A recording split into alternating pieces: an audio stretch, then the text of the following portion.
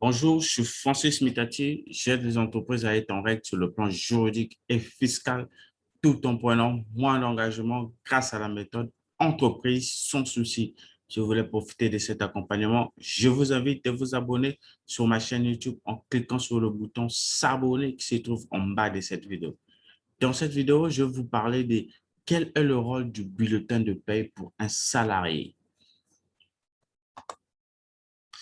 Mais avant de rentrer dans le vif du sujet, il est question d'abord de vous définir, de vous parler de l'introduction et ensuite entamer la procédure ou bien les étapes pour le rôle. Quel est le rôle qui porte le bulletin de paie pour un salarié? L'introduction, la fiche de paie est un document obligatoire transmis à un employé par son employeur de manière annuelle ou selon la périodicité de la paie. Elle constitue le récapitulatif des différentes informations relatives au travail et à la rémunération du salaire. C'est un document que l'employeur remet ou bien donne à son employé qui justifie son salaire.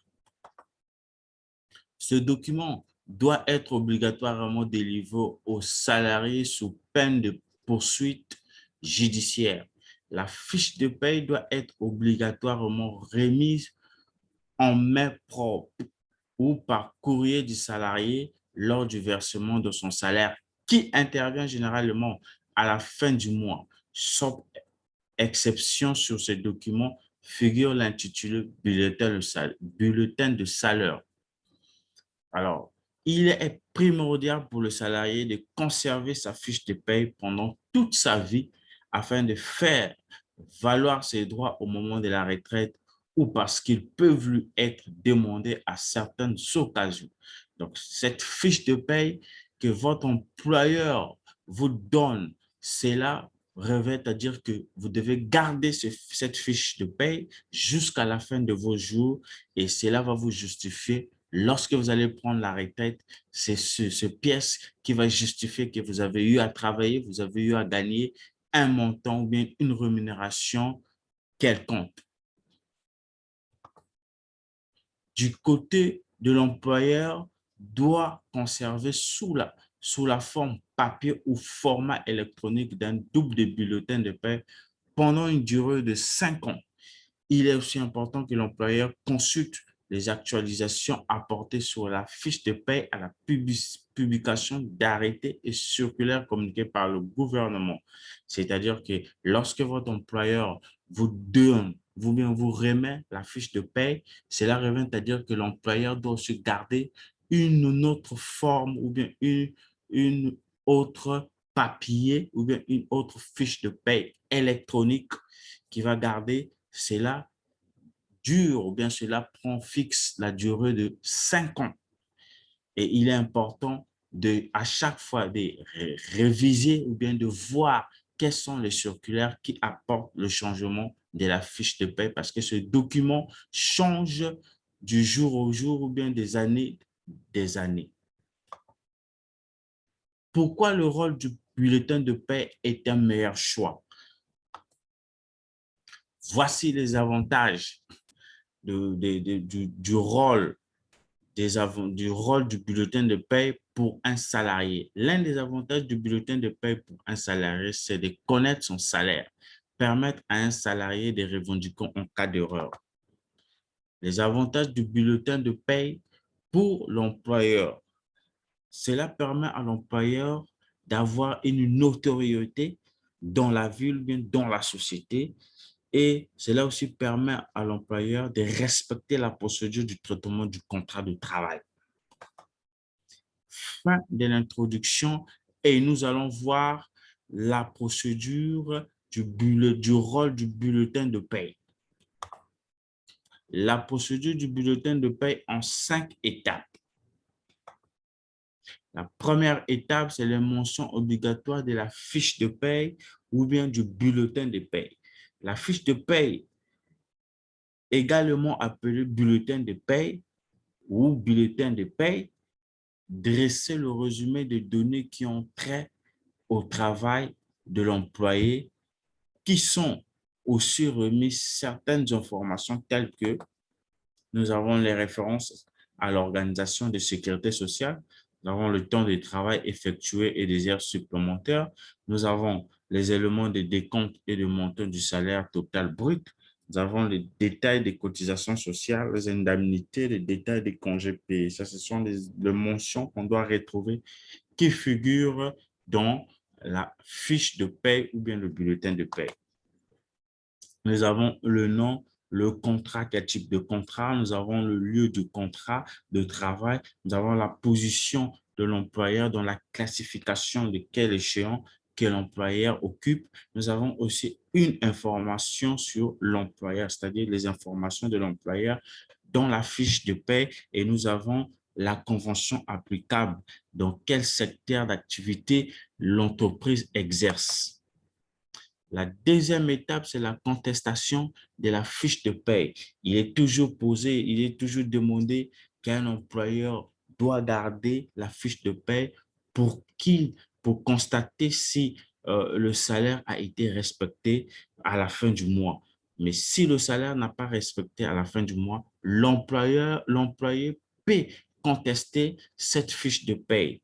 Même après avoir accepté sa fiche de paie, le salarié a le droit de contester la réalité du paiement de la somme indiquée, voire son exactitude. Un employeur a la possibilité de demander le remboursement d'un salarié versé par erreur au salarié. C'est-à-dire que l'employeur peut demander le remboursement si, par exemple, dans le bulletin de paie, il a constaté qu'il avait augmenté ou bien fait une erreur, commis une erreur d'augmenter le salaire de ces derniers.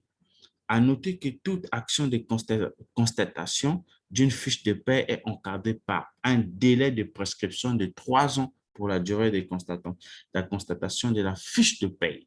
C'est-à-dire que la prescription ou bien la durée de la constatation de la fiche de paie qu'un employé peut contester, la durée, c'est de 3 ans. Au dépasser 3 ans, un employé ne peut plus contester sa fiche de paie. L'employeur comme le salarié ont des obligations de conservation des fiches de paie sans limitation de durée. Ainsi, le salarié doit conserver ses fiches de paie sans aucune limitation de durée. Cette précision doit expressément apparaître sur le document de la fiche de paie. Fin de la deuxième étape, nous avons la troisième étape qui est l'obligation pour l'employeur. Quelles sont les obligations pour l'employeur face à cette fiche de paie? Les éléments variables de la fiche de paie sont très divers. Nous avons la prime d'ancienneté, nous avons la prime d'exceptionnel, nous avons la prime des vacances. Ce sont également les commissions, le rapport des salaires, les heures supplémentaires, les absences rémunérées ou non rémunérées ou non rémunérés, les congés payés ou encore la maladie. Ce sont des mentions obligatoires qu'on doit retrouver dans la fiche de paie. Concernant les primes, l'employeur est dans l'obligation de donner le délai du calcul de la rémunération variable. La quatrième étape, ce sont les erreurs à ne pas mettre dans la fiche de paie. Il y a certaines erreurs que les employeurs mettent dans la fiche de paie que l'employé constate lors de la remise de sa fiche de paie. Nous avons les erreurs sur les fiches de paie sont relativement courantes.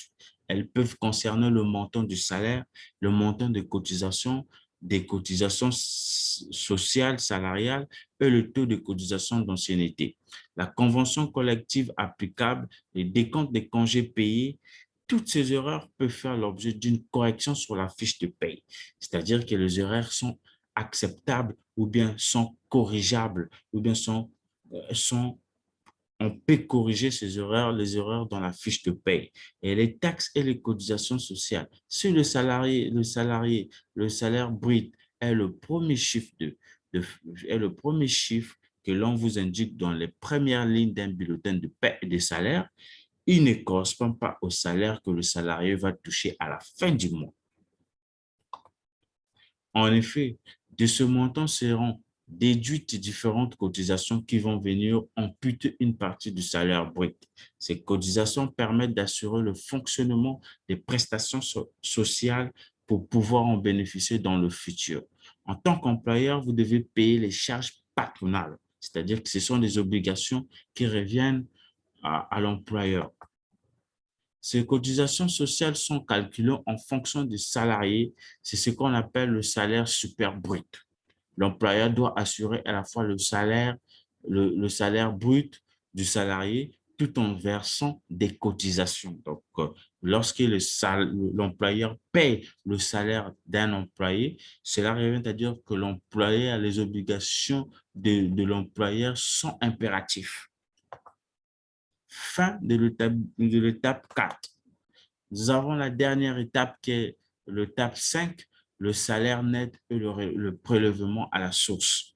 Pour comprendre une fiche de paye, il fait comprendre le passage du salaire brut au net. Il faut pour cela déduire du salaire brut l'ensemble des charges salariales et des taxes prélevées. Le salaire net se rapproche le plus souvent au montant que le salarié va réellement toucher à la fin du mois. Mais cela ne s'arrête pas là. Le TAP des charges salariales est importante, mais celle des impôts l'est tout autant. S'agissant des congés payés, c'est concentré essentiellement autour des vacances scolaires et des jours fériés. Nous avons les vacances, les congés payés sont basés essentiellement sur les vacances scolaires et des jours de fériés. Le Code du travail prévoit que les salariés ont droit à 30 jours ouvrables de congés de payés par année. Ainsi dit, je te dis à tout de suite dans le programme. Cliquez sur le lien qui se trouve dans la description de cette vidéo pour télécharger la formation sur comment licencier un salarié sur un CDI sans risque. Une autre formation qui est dans la description de cette vidéo. Et voici mes contacts. Si vous voulez savoir plus, posez-moi des questions dans la description de cette vidéo ou soit m'appeler par mail ou bien par téléphone. Mes contacts sont là. Merci.